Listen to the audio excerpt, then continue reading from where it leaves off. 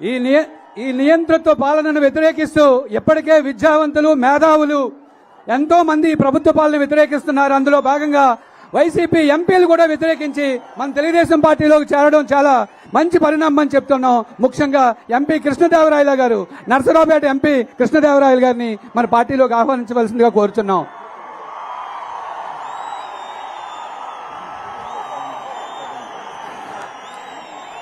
అట్లాగే Vinukonda ex MLA Makkena Mallikarjunarao గారిని కూడా మన పార్టీలోకి ఆహ్వానించవలసిందిగా కోరుచున్నాం.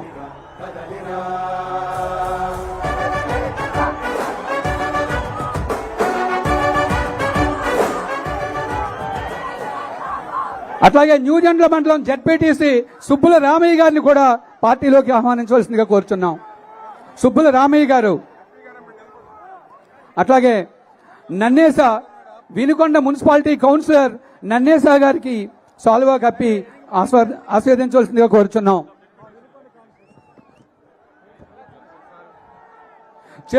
చిలకలూరుపేట నియోజకవర్గం సంగిశెట్టి నాగ బ్రహ్మేశ్వరరావు గారిని కూడా ఆహ్వానిస్తున్నాం. కాళహస్తి నవీన్ కుమార్ గారు కూడా ఆహ్వానిస్తున్నాం. బత్తినేని మురళీ గారిని కూడా పార్టీలోకి ఆహ్వానిస్తున్నాం.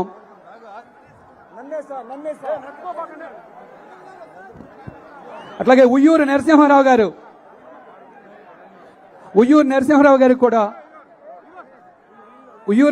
గారిని కూడా పార్టీలోకి ఆహ్వానించడం జరుగుతుంది. ఆశా గంగాధర్ గారిని కూడా ఆహ్వానిస్తున్నాం. అట్లాగే సాకిరి నాగార్జున గారిని కూడా పార్టీలోకి ఆహ్వానించడం జరుగుతుంది. బత్తుల ఆంజనేయులు గారు, పెదకూరుపాడు నియోజకవర్గం బత్తుల ఆంజనేయులు గారిని కూడా ఆహ్వానించడం జరుగుతుంది. నర్రా సత్యనారాయణ గారు లింగాపురం. అట్లాగే గుంటూరు నుంచి నన్నేస కౌన్సిలర్ గారిని కూడా ఆహ్వానిస్తున్నాం. పన్నీరు ఆంజనేయులు గారు, రాష్ట్ర వడ్డేపు సంఘం అధ్యక్షులు వన్నీరు ఆంజనేయులు గారిని కూడా ఆహ్వానిస్తున్నాం. అట్లాగే కౌన్సిలర్ నీలం రాజు గారిని కూడా ఆహ్వానిస్తున్నాం. పురుషోత్తపట్నం నుంచి నాగబ్రహ్మం గారిని కూడా ఆహ్వానిస్తున్నాం. జెడ్పీటీసీ జడ్డా రామీ గారిని కూడా ఆహ్వానిస్తున్నాం. అతోట నరసింహారావు గారిని కూడా ఆహ్వానిస్తున్నాం. నర్రా సత్యనారాయణ గారు, బత్తుల ఆంజనేయులు గారు, మదమంచి శ్రీనివాసరావు గారు, కమ్మనాగ మల్లేశ్వరరావు గారిని కూడా ఆహ్వానిస్తున్నాం.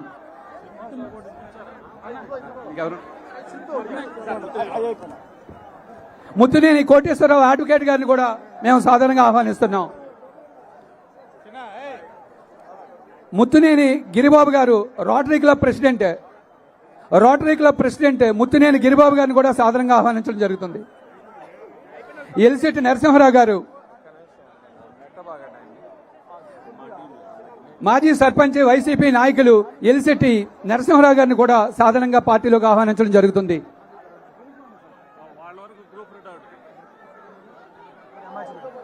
పెదకూరుపాడు బత్తిన ఆంజనేయులు గారిని కూడా సాధారణంగా ఆహ్వానించడం జరుగుతుంది.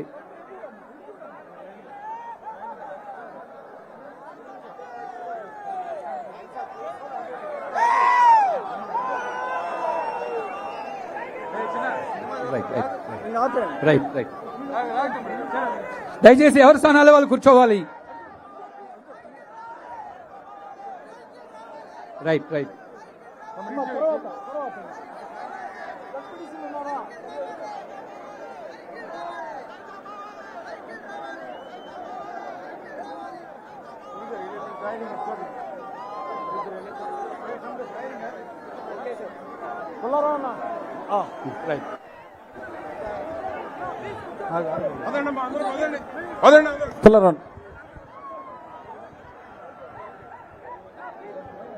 హలో, దయచేసి అందరు కూర్చోవాలి. ప్లీజ్ కూర్చోండి సార్. ప్లీజ్ అందరు కూర్చోండి.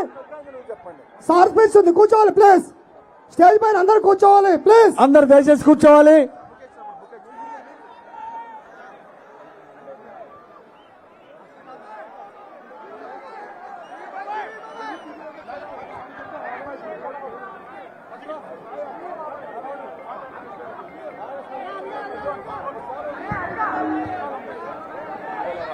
ఇప్పుడు దయచేసి అందరూ కూర్చోవాలి. తమ్ముళ్ళు కొంచెం వెనక్కి వెళ్ళి కూర్చోవాలి తమ్ముడు. ఇప్పుడు ఒక ఎంపీగా మంచి నర్సరావుపేట పార్లమెంటు అభివృద్ధికి ఎంతో కృషి చేసి నరసరావుపేట పార్లమెంటు అభివృద్ధికి ఎంతో కృషి చేసినటువంటి ఎంపీ కృష్ణదేవరాయలు గారిని మన వరకపూడి ప్రాజెక్టుకి ఫారెస్ట్ పర్మిషన్ తీసుకొచ్చినటువంటి కృష్ణదేవరాయలుగా మాట్లాడాల్సిందిగా కోరుతున్నా.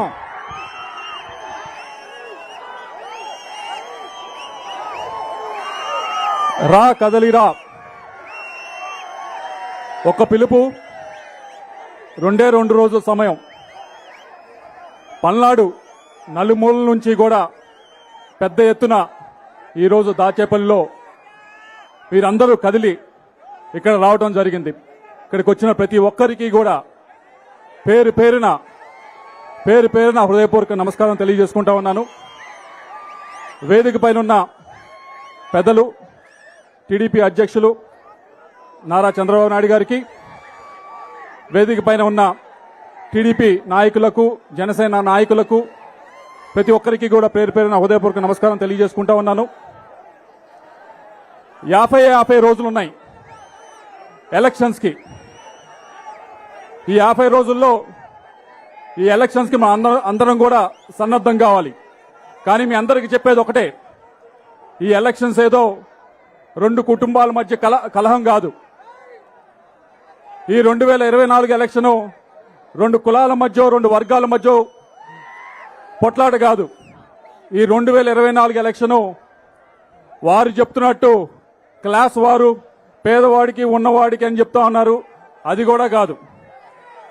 పల్నాడులో ఈసారి ఈ ఎలక్షన్ ఈ ప్రాంత ప్రజల సమస్యల గురించి, ఈ ప్రాంత ప్రజల బాధల గురించి, ఈ పల్నాడు ప్రాంత ప్రాజెక్టుల గురించి ఈ 2024 ఎలక్షన్ జరగబోతా ఉంది.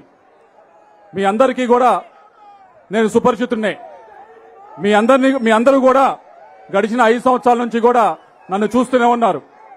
నేను ఏ వేదిక ఎక్కినా కానీ అతిగా ఎవరిని పొగడలేదు, అలా అని చెప్పి ఎవరిని కూడా ఎక్కడా కూడా విమర్శించింది కూడా లేదు. గడిచిన 5 సంవత్సరాలు కూడా నా సమయం అంతా కేటాయించింది కేవలం పల్నాడుకు సంబంధించిన సమస్యలపైన, పల్నాడుకు సంబంధించిన ప్రాజెక్టులపైన. ఈ 5 సంవత్సరాల్లో మీ అందరూ అడగచ్చు నన్ను, ఏమయ్యా ఎంపీగా ఉన్నావు, ఏం చేశావు ఈ 5 సంవత్సరాల నుంచి, మళ్లీ వస్తున్నావు, అడగబోతా ఉన్నావు ఓట్ల గురించి అని చెప్పి మీ అందరికీ కూడా తెలియజేసుకుంటా ఉన్నాను.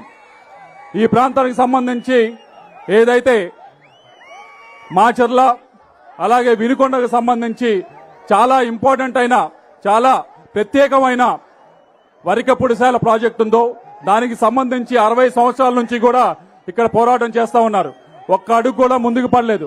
పడకపోవటానికి కారణం ఏదైతే ఫారెస్ట్ అనుమతులు రావాలో, ఫారెస్ట్ అనుమతుల కంటే కూడా మరీ ముఖ్యమైనవి అది టైగర్ రిజర్వ్ లో ఉంది. ఆ అనుమతులు రావాలి కేంద్ర ప్రభుత్వం నుంచి. ఆ 2 అనుమతులు కూడా ఈ 4 సంవత్సరాల్లో తీసుకొచ్చాం. ఆ ప్రాజెక్టు ఇంకా డబ్బులు కేటాయించడమే తప్పకుండా ముందుకు వెళ్తుంది. అలాగే ఈ ప్రాంతానికి సంబంధించి ఇప్పటికే ఒక మెడికల్ కాలేజు కేంద్ర ప్రభుత్వం 3 మెడికల్ కాలేజీలు రాష్ట్రానికి ఇస్తే ఒకటి మన పల్నాడులో తీసుకురాగలిగాం. అలాగే 3,000 కోట్ల రూపాయలతో హైవేస్ ఈ పల్నాడుకి తీసుకురాగలిగాం. మొత్తం ఏ ఒక్క రూపాయి కూడా రాష్ట్ర ప్రభుత్వానికి కాదు, మొత్తం కూడా కేంద్ర ప్రభుత్వ ఖర్చుతో 3,000 కోట్ల రూపాయలతో చేయబోతా ఉన్నాం. అలాగే కుప్పంలో ఉంది, ఇజ్రాయెల్ దేశస్తులు కుప్పంలో ఈ ప్రాజెక్టు పెట్టారు. అదే ప్రాజెక్టు రైతులకు ఉపయోగపడుతుందని చెప్పి ఇజ్రాయెల్ ప్రభుత్వం చేత ఇక్కడ నకరికల్లో ప్రాజెక్టు పెట్టించడం జరిగింది. అలాగే 500 కోట్ల రూపాయలతో ఇంటింటికి కుళాయి నీళ్లిచ్చే జలజీవన మిషన్ పూర్తిగా కేంద్ర ప్రభుత్వం డబ్బులు తీసుకురావడం జరిగింది. కేంద్రీయ విద్యాలయాలు ఏ పార్లమెంటుకైనా 1, 2 ఉంటాయి. అటువంటిది ఈ పార్లమెంటుకి 4 తీసుకురావడం జరిగింది. ఒకటి మాచర్లో కూడా, మారుమూల ప్రాంతమైన మాచర్లో కూడా కేంద్రీయ విద్యాలయం తీసుకురావడం జరిగింది. అలాగే రైతులు చాలా మంది వచ్చారు, నన్ను అడిగారు, అయ్యా మార్కెటింగ్ యార్డ్ లో డబ్బులు లేవు, ఏదైతే పొలాలకు వెళ్లాలో దానికి దారులు లేవు అని చెప్పి అడగడం జరిగింది. మార్కెటింగ్ యార్డ్ లో డబ్బులు లేకపోతే వదిలేయండి, మీరు నేను కలిసి చేద్దామని చెప్పి 400 కిలోమీటర్ల రోడ్లు పొలాలకు వెళ్లే దారులు ఒక్క రూపాయి గవర్నమెంట్ నుంచి తీసుకోకుండా 400 కిలోమీటర్ల రోడ్లు వేయగలిగాం ఈ 4 సంవత్సరాల్లో కూడా. అయితే ఇక్కడ చంద్రబాబు నాయుడు గారు ఉన్నారు, ఆయన కోరేది ఒకటే, ఈ పల్నాడుకు సంబంధించి ఈ ప్రాజెక్టులు ఎంతో ముఖ్యమండి. ముఖ్యంగా మొట్టమొదటిది వరికిపొడిశాల, దానికి అన్ని పర్మిషన్స్ వచ్చినాయి. దానికి కేవలం డబ్బులు మాత్రం కేటాయించాలి. కేటాయిస్తే 8 నెలల్లో లిఫ్ట్ ఇరిగేషన్ పూర్తి చేయొచ్చు. పూర్తి చేసి 1,25,000 ఎకరాలకి సాగునీరు అందించవచ్చు. 3 లక్షల మందికి త్రాగునీరు అందించవచ్చు. అది తప్పకుండా చేయవలసిన అవసరం ఉందని చెప్పి తెలియజేసుకుంటా ఉన్నాను. అలాగే గోదావరి, ఏదైతే గోదావరి నీళ్లు తీసుకొచ్చి మన సాగర్ కుడికాలలో కలిపితే ఇక్కడ దాదాపుగా 9 లక్షల కుడికాలువ కింద 9 లక్షల ఎకరాన్ని స్థిరీకరణ చేయొచ్చు. దాన్ని ఈ సంవత్సరం ఇక్కడ ఉన్న రైతులందరూ కూడా ఇబ్బంది పడతా ఉన్నారు. కృష్ణా జలాలు పైనుంచి రాక, ఇక్కడ నీళ్లు లేక దాన్ని సుస్థిరం చెయ్యాలి అంటే కనుక, స్థిరీకరణ చెయ్యాలి అంటే ఈ గోదావరి నీళ్ళు తీసుకొచ్చి రైట్ కెనాల్ కలపాల్సిన అవసరం ఉంది. ఇది నెక్స్ట్ 5 సంవత్సరాల్లో చేయవలసిన ప్రాజెక్టు. అలాగే జల్ జీవన్ మిషన్ లో 500 కోట్లు అయితే తీసుకొచ్చాం, కానీ ప్రతి గ్రామానికి వెళ్తే ఇప్పుడు ఓవర్ హెడ్ ట్యాంక్ లో నీళ్లు లేకుండా ఇబ్బంది పడుతూ ఉన్నారు. దానికి వాటర్ గ్రిడ్ ఏదైతే కార్యక్రమం ఉందో దాన్ని కూడా చేయవలసిన అవసరం ఉంది నెక్స్ట్ 5 సంవత్సరాల్లో. మెడికల్ కాలేజ్ అయితే తీసుకొని రాగలిగాం. దాంతో పాటుగా ప్రతి నియోజకవర్గ హెడ్ క్వార్టర్స్ లో కూడా ఒక 100 బెడెడ్ హాస్పిటల్ ఇక్కడ కేటాయిస్తే బాగుంటుందని చెప్పి మీకు తెలియజేసుకుంటా ఉన్నాను. చివరిగా లాజిస్టిక్స్ హబ్, ఇక్కడ వినుకొండ గాని మాచర్ల గాని వెళ్తే ఎక్కడ ఏ గ్రామంలో కూడా యువత కనిపించరు. యువత 40 సంవత్సరాల కింద వారు కనిపిస్తే చాలా అరుదు. ఏమని అడిగితే అయా ఉద్యోగాలకు వేరే ఊరు వలస వెళ్లారు అంట. ఇక్కడ ఉద్యోగాల అవకాశాలు లేక అది తీర్చాలి అంటే ఈ లాజిస్టిక్స్ హబ్ ఇక్కడ ఏర్పాటు చేస్తేనే ఇక్కడ ఉద్యోగాలు వస్తాయి. అది మీరు చేయాలని చెప్పి కోరుకుంటూ, చివరిగా ఒకటి ఈ ప్రాంతానికి ఈ జిల్లాకి మరీ ముఖ్యమైనది అమరావతి రాజధాని ఏదైతే ఉందో అది తప్పకుండా ముందుకు తీసుకువెళ్ళాలి. తీసుకువెళ్తే ఇక్కడ ప్రతి ఒక్కరికి కూడా పరోక్షంగా అమరావతి రాజధానితో పరోక్షంగా ప్రతి ఒక్కరికి కూడా ఉపయోగం ఉంటుంది అని చెప్పి మీకు తెలియజేసుకుంటూ అది ముందుకు తీసుకువెళ్లాలని మేము ప్రార్థిస్తూ, చివరిగా ఒకటే కోరేది, మీరందరూ కూడా ఎంతో అభిమానంతో ఇక్కడికి వచ్చారు. వచ్చిన ప్రతి ఒక్కరికి కూడా ధన్యవాదాలు తెలియజేసుకుంటా ఉన్నాను. మీరు ఏ అభిమానంతో ఏ ప్రేమతో ఇక్కడికి వచ్చారో అదే ప్రేమని కొనసాగించాలని చెప్పి, మమ్మల్ని ఆశీర్వదించాలని చెప్పి, వచ్చే ఎలక్షన్ లో 2024 ఎలక్షన్ లో పెద్ద ఎత్తున మీరందరూ ముందుకు వచ్చి మమ్మల్ని ఆస్వాదించాలని చెప్పి మనస్ఫూర్తిగా కోరుకుంటూ, నాకు ఈ అవకాశం ప్రసాదించిన ప్రతి ఒక్కరికి కూడా ధన్యవాదాలు సెలవు తీసుకుంటా ఉన్నాను. కృష్ణదేవరాయల గారికి